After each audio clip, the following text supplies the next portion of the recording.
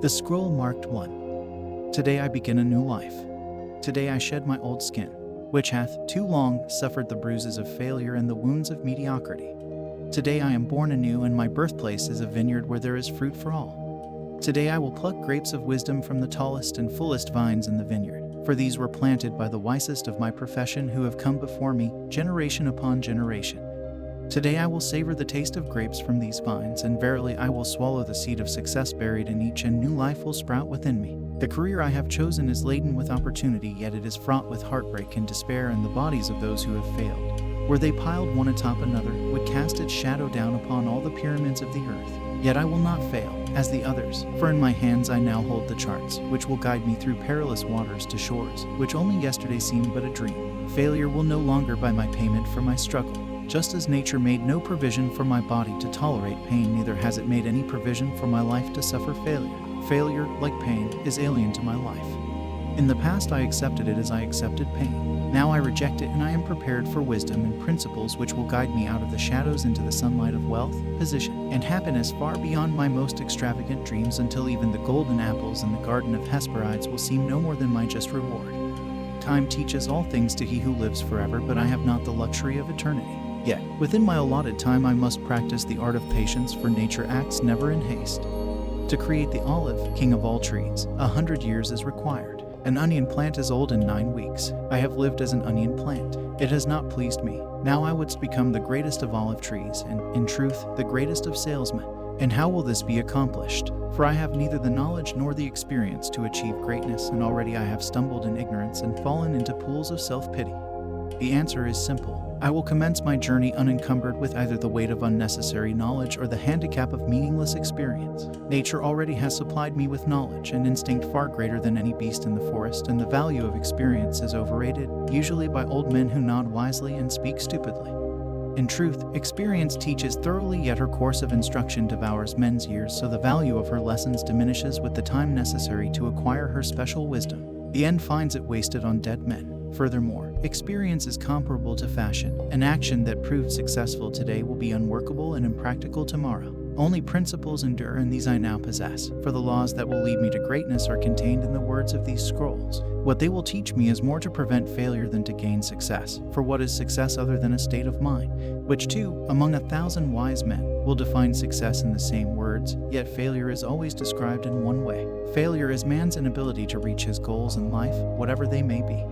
In truth, the only difference between those who have failed and those who have succeeded lies in the differences of their habits. Good habits are the key to all success. Bad habits are the unlocked door to failure. Thus, the first law I will obey, which precedeth all others, is, I will form good habits and become their slave. As a child I was slave to my impulses. Now I am slave to my habits, as are all grown men. I have surrendered my free will to the years of accumulated habits, and the past deeds of my life have already marked out a path, which threatens to imprison my future. My actions are ruled by appetite, passion, prejudice, greed, love, fear, environment, habit, and the worst of these tyrants is habit.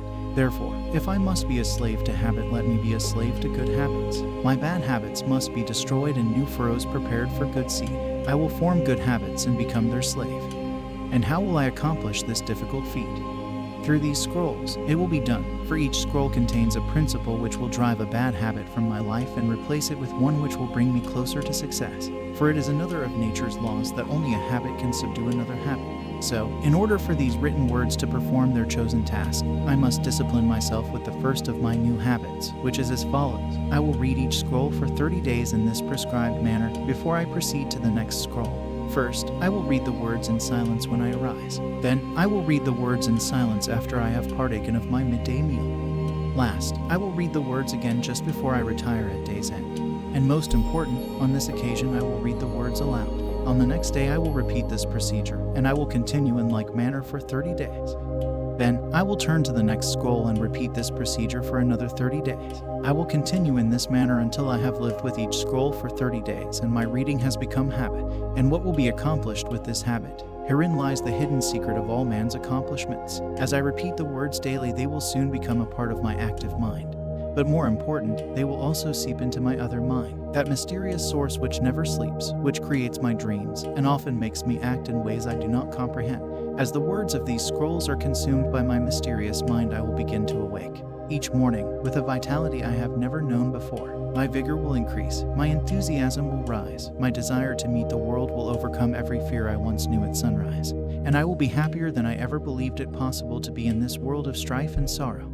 Eventually, I will find myself reacting to all situations which confront me as I was commanded in the scrolls to react, and soon these actions and reactions will become easy to perform, for any act with practice becomes easy. Thus a new and good habit is born. For when an act becomes easy through constant repetition, it becomes a pleasure to perform, and if it is a pleasure to perform, it is man's nature to perform it often. When I perform it often, it becomes a habit, and I become its slave, and since it is a good habit, this is my will. Today I begin a new life. I will lose not a day from these readings, for that day cannot be retrieved, nor can I substitute another for it.